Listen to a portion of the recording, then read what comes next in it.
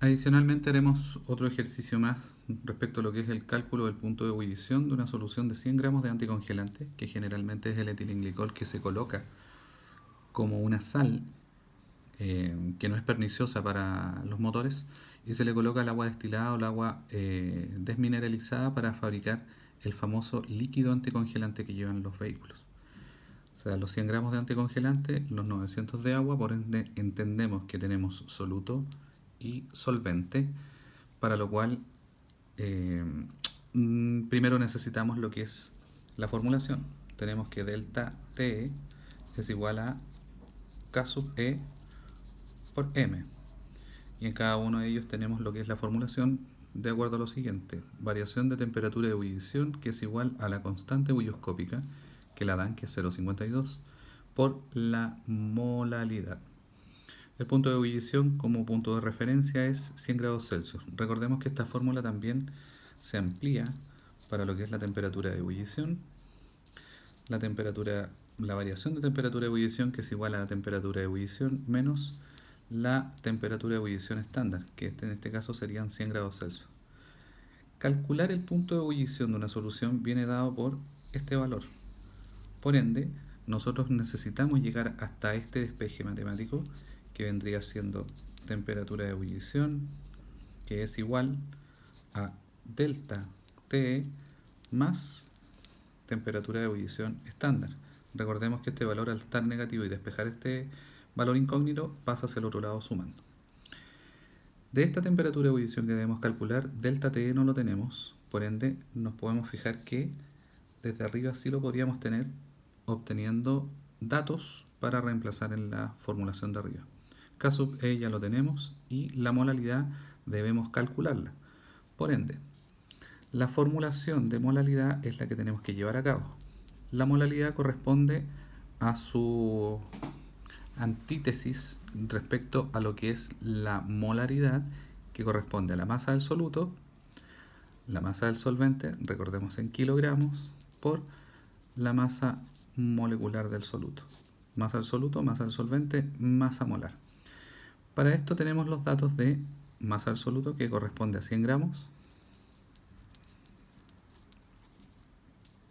la masa del solvente, que es 900 gramos, y debemos transformarlo a kilogramos. Por lo tanto, al dividirlo en 1000 nos da 0,9 kilogramos directamente, y lo multiplicamos por la masa molecular, que es del anticongelante. Si hacemos un cálculo rápido, tenemos que carbono es 12 como masa atómica, por 2 serían 24, más 6 del hidrógeno, tenemos 30 gramos mol hasta ahí, más oxígeno, que es 16 por 2, por lo tanto 24, 30 más 32 serían 62 gramos mol. Por ende, reemplazamos 62 gramos mol. Y esa sería la molalidad que nos va a servir para el cálculo anterior. Si despejamos correctamente, entonces tenemos los 100 arriba y realizamos el cálculo que está abajo, que vendría siendo 0,9 por 62 gramos mol, que es 55,8 el resultado. Por ende, totalizamos en el resultado al final de dividir 100 por 55,8. Y eso nos da 1,79 mol dividido en kilogramos, de acuerdo a lo que son los términos de molalidad. Recordemos no olvidar el despeje correcto para que el profesor así lo vea. Corremos un poquito y ahí lo tenemos.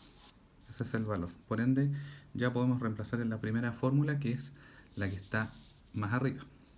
Por ende, tenemos delta T, que es igual a la constante 0,52 grados Celsius molar, por la molalidad que obtuvimos, que es 1,79 molar. Da lo mismo escribirlo mol kilogramo o molar, se tiene que despejar en este caso para obtener el resultado correctamente. 1,79 entonces lo multiplicamos por 0,52 y nos da 0,93 de delta T. Y eso en unidades de grados Celsius. No olvidemos que es la variación de temperatura. Obteniendo este valor de delta TE, nos permitiría entonces realizar el cálculo para lo que es la temperatura de ebullición en este caso. Reemplazando, entonces tenemos temperatura de ebullición, variación de temperatura, que es el valor que obtuvimos recién, 0,93 grados Celsius, más, como dice ahí, más la temperatura de ebullición estándar, que de acuerdo a lo que son los datos dados en un principio son 100 grados Celsius para lo que es el punto de ebullición estándar. Y estándar quiere decir que el valor viene ya prescrito, dado. Reemplazando entonces, obtenemos la sumatoria de esto, que es 100,93 grados Celsius, que es la temperatura de ebullición que andábamos buscando finalmente. Y este sería el resultado.